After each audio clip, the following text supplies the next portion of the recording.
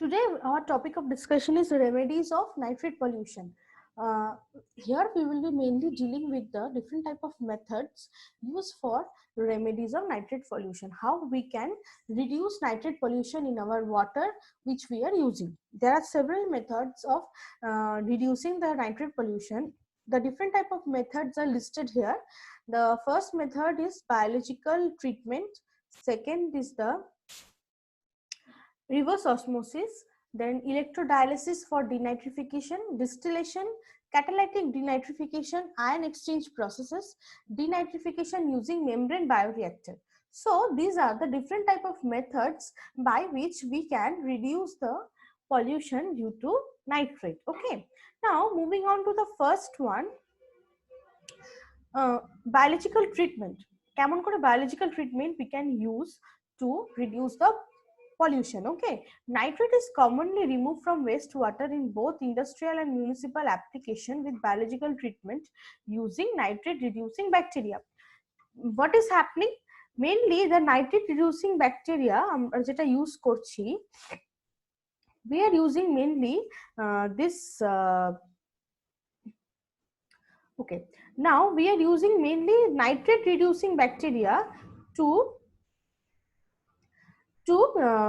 reduce the nitrate pollution in the particular area. Okay, now mainly the nitrates we are getting from industrial and municipal applications.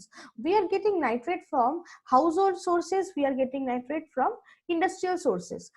We already read about from where we can get the nitrates in our previous slides. Okay, now all the nitrates we are getting in the water are reduced by nitrate reducing or denitrifying bacteria.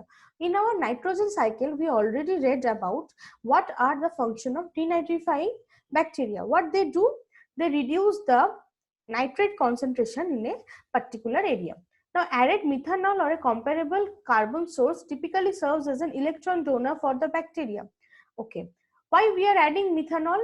Methanol comparable carbon source. See, to grow any bacteria you need carbon source, you need source of any energy, so you can add some methanol or any carbon source to your wastewater so that the bacteria can live on this type of carbon sources and they will survive and they will do the denitrifying job to reduce the nitrate. You cannot grow the bacteria only in the water because in the water carbon sources are not that significant. So if you add some carbon source, what happens? The main amount of nitrate gets reduced. Okay, but in this reaction, denitrifying bacteria reduce nitrate to nitrogen gas, oxidizes methanol to carbon dioxide and creates more bacteria, including methanol demand for dissolved oxygen. What happens? Denitrifying bacteria reduces nitrate to nitrogen gas. This thing we already know. We read denitrification in our last lectures. What is the function of denitrifying bacteria? You reduce nitrate to nitrogen gas. Okay, now then what is happening? Oxidizes methanol to carbon dioxide, creates more bacteria. From where we are getting the methanol? We are adding some carbon source to survive the bacteria. So this methanol is getting converted to carbon dioxide and more bacteria are growing. Okay, as they are getting carbon source, more bacteria are growing, and methanol demand for dissolved oxygen, approximately 3 milligram per liter of methanol is required for each milligram per liter of nitrogen. What does it mean? You have to add 3 milligram of per liter of methanol to reduce 1 milligram per liter of nitrate. So suppose 1 milligram of nitrate is present in a particular water, you have to add 3 milligram per liter of methanol. Then only bacteria will grow on this methanol, and this methanol will be used up for the growing of the bacteria, and at the same time this bacteria will denitrify the nitrate. Okay, nitrogen gas and carbon dioxide, which are natural constituents of the atmosphere, passively vent from the treatment system. What happens? Nitrogen gas and carbon dioxides are also produced in the system as a byproduct and they move out from the system. So this is the way we can do the biological treatment of nitrates. Now moving on to the next variety. The next variety is talking about reverse osmosis. Okay, now reverse osmosis, what does it mean? Reverse osmosis is RO. We all know actually nowadays all the purifier, water purifier, which we are using in our university, colleges, in our home, is coming with RO. RO is only the reverse osmosis. Okay. Now reverse osmosis is mainly the process by which we are purifying the water, and nowadays all the water purifiers, all the mainly all the type of the uh, water purifying or the aqua guards which we are using nowadays to purify water contains a section of RO. Okay, reverse osmosis. So this reverse osmosis is mainly responsible for your conduction of the nitrate reduction. Okay, the most common nitrate removal method for household use is reverse osmosis. As I have told you, in household use we are using the aquaguard or the purifier.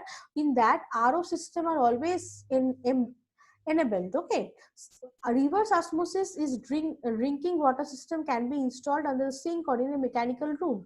So you can install a RO system. Nowadays RO system are not separately required, it is coming along with your purifier only. Okay, now this technology passes your water through a series of filters, one of which is reverse osmosis membrane, semi permeable membrane. If you read about osmosis in your previous classes, you know that in osmosis a semi permeable membrane are present which filters out all the materials. Membranes used were made of cellulose acetate, polyamides, composite material. So the membrane is used in this study is made up of this type of compounds. The membrane will physically separate impurities from the water, including nitrates. Then the good water is sent to the storage tank. I'm explaining this diagram.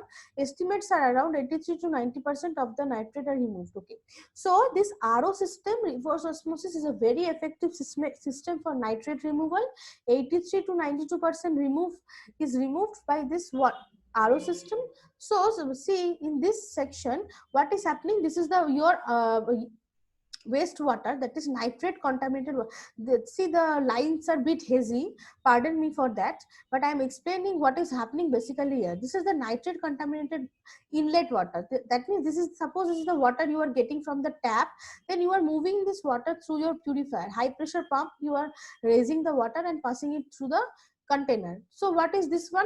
This one, see, this portion, this line is the semi permeable membrane and reverse osmosis membrane. Okay, so water containing contaminants is entering, this water is only entering the chamber, and when it is moving through this membrane you are getting a purified water. Okay, now this purified water is collected as the drinking water, and the remaining the impure water containing all the nitrates are being discharged from this section. Okay, so this is the principle of reverse osmosis, how they are working, how they are responsible for reducing the nitrate pollution in a particular type of water. Okay, now moving on to the next one, that is distillation.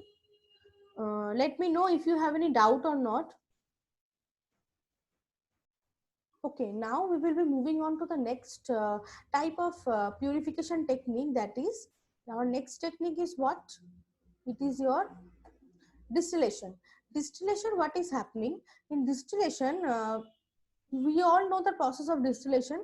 In distillation, what is happening? You are heating a particular solution, then you are evaporating the water, then the remaining solid components are separated, and then again you are condensing the water and you are getting the purified water. Okay, in this way also nitrate can be removed. Distillation is a traditional method for removing minerals and other components from water. Actually, this distillation is a very primitive method. Okay, by distillation only we can get purified water. We have distillation plant in our labs where we get distilled water. You all know about it. We all know the principle of distillation also, but then also I will explain it in this diagram. Okay, water is boiled, cooled and condensed. The condensed water is then free of solids, salts and heavy metals. Boiling water also inactivates microorganism. What happens? First of all, you are boiling the water and then cooling it and condensing it. When you are boiling a water, you are evaporating the water, then the solid portion are not evaporating, it is getting deposited, and when the vapor is coming, that vapor is condensed. That means it is cooled down to water. Okay, now see this diagram, what is happening, untreated water is entering from here. This is a coiled, this is a condensation coil basically, and what is, see this is the heating element. This black colored thing is the heating element. It is like a rod you are using to boil water, immersion rod you are using, you all know, to boil, to warm water during winter season we are using immersion rods. Then this is the rod type of a thing, then heating element which is heating the water. And what is happening, see this water is getting evaporated. The arrow is showing the evaporation of water. Okay, the steam is rising. Now the steam is going through this region and passing through the coil, coming in contact with the coil actually. Now condensing coil, now this is the condensing coil, and when it is coming in contact with this coil, it is getting cooled. Okay, and it is getting cooled, and the water is getting, see this droplet of water is storing here. Now this is the condensation chamber. Now this light blue colored thing is the purified water, and dark blue color is the your untreated water. Okay, that means that is the your water which is getting purified. What is happening, I am explaining it again. Your untreated water is entering through this coil type of a structure and getting accumulated here. Now you are heating it with the heating element, then it is evaporating.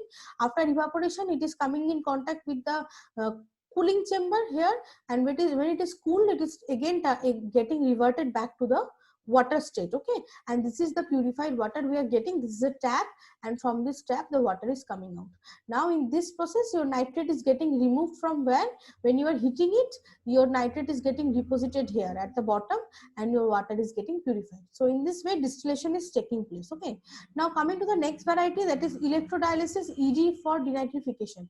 In ED, ions are transferred through membranes from a less concentrated to a concentrated solution by application of direct electric current. Okay, now here current is being applied to so that the from a less concentrated to a concentrated solution by application of direct electric current. When electric current are applied, ions are moving from concentrated to less concentrated to higher concentration solution. ED treated the water by selective removal of undesirable ions through a semi-permeable membrane. And electrolysis system requires this is amount of current required. Nitrate remove efficiency of ED and RO are almost same. RO means reverse osmosis, ED means electrolysis. Okay, a selective nitrate removal process was developed. This is Nitrem, means a company name which have designed the method. The process was effective, reducing 50 milligram per liter or more or less concentration. Okay, what is happening, that the nitrate is being removed at a higher concentration of 50 milligram per liter. 50 milligram per liter nitrate, if you are treating it with electrodialysis for denitrification, it is getting purified. Okay, an attractive feature of the process was that it included the removal of nitrate without the addition of any chemicals. Okay, now what is happening, you are not adding any chemical into the system, then also you are removing the nitrate from the water. Okay, this is the importance of this system. I mean, this is the you can say this is the benefit of the system. What is happening here, see, this is the anode, this is the cathode, this is the two poles of the your electrodialysis system. Then what is happening, water is flowing through this CEM, AEM, all these are electron membrane, actually basically cathode anode type of membrane are present. Then water is flowing through it, and what is happening, the due to the current, the ions are being separated, and you are getting the water from the each of the chambers. See, the blue colored water is getting you are the purified water, in yellow one is the diluted, that means the mainly the chemicals are getting deposited here. Chemicals means the ions, and it is getting accumulated in this section. Okay, now this is the way you are using some electric current to supply the ions from less concentrated solution to a higher concentrated one, and in the way they are getting, the ions are getting segregated in different directions, and you are getting a purified water at the end, which is free from any nitrate concentrations. Okay, now catalytic denitrification, how many are there? Okay, 3 more. Catalytic denitrification, a catalytic process was developed for the removal of nitrate and nitrate from the water. Palladium alumina catalysts were effectively used to reduce nitrite to nitrogen. Now, this is a simple chemical reaction. Okay, palladium alumina catalyst. Catalyst, you know, catalyst is nothing but which is a compound which enhance the speed of any reaction. What happens? Nitrate is converted to nitrogen here, and 98% removal is taking place with the help of the catalyst. The lead and the copper alumina catalysts were found to completely remove nitrate from water, having an initial concentration of 100 milligram per liter. Suppose you are given a water of 100 milligram per liter of nitrate concentration, which is very high. You can remove it by catalytic denitrification. Catalytic because you are using some catalyst to denitrify. The reaction was completed in 50 minutes. The process operated effectively at 10 degrees Celsius. The temperature of the reaction is 10 degree, pH is 6 to 8, and the reaction time is almost 50 minutes. Almost an hour is required to purify the water. Okay, and the next component is your ion exchange process. Okay, ion exchange process is nothing but it is almost like the electro dialysis treatment we are using. Ion exchange process involves passage of nitrogen water through a resin bed containing strong base ion. Anion, okay, exchange resins. This is nothing but your ion exchange chromatography you are doing now. It is similar to that. What is happening here? The SBA or the strong base anion exchange resins were used on which nitrogen ions were attached, exchange for chloride or carbonate ions until the resin is exhausted. The exhausted resin was regenerated using a concentrated solution of sodium chloride. Okay, 15 ion exchange plants used in the United States, 24 United States, then 24 reduced nitrate from 18 to 6 to 8 milligram per liter. Okay, so what is happening? This is the I mean the how much reduction has been taking place. 24 milligram per liter was there. It is reducing to 18 to 66.8 milligram per liter. Okay. Then nitrate removal capacity of the resin was reduced by silica and iron precipitates. Then ion exchange process was found to be 5 times more economical in comparison to RO. That means ion exchange process is more cheap, less amount of money is required if you are using the ion exchange process. Okay. Now what is happening here? Contaminated water is entering, then a pressurized treatment container, this is, and water distributed over bed of ion exchange resin. These are the ion exchange resin beds. Your water is passing through it. As your nitrate ion is NO3 is negatively charged, so anion beds are used, and then finally we are getting the treated water and ion exchange is taking place. Okay. Now coming to the last one, that is denitrification using the membrane bioreactor. Now this is a bioreactor. Bioreactor, you all know, when we are using we have a bioreactor in our lab, you all know about it. In that bioreactor, what happens? You can undergo any chemical reaction. Suppose you are doing you are growing some bacteria in a conical flask. You can also grow it in a big bioreactor. What is the advantage? You are using very high scale, and you are getting a huge amount at the end. Okay. Immersed heterotopic membrane bioreactor produce high quality nitrate product when NO3 contaminated water was flowed through the lumen of tuber microporous membrane.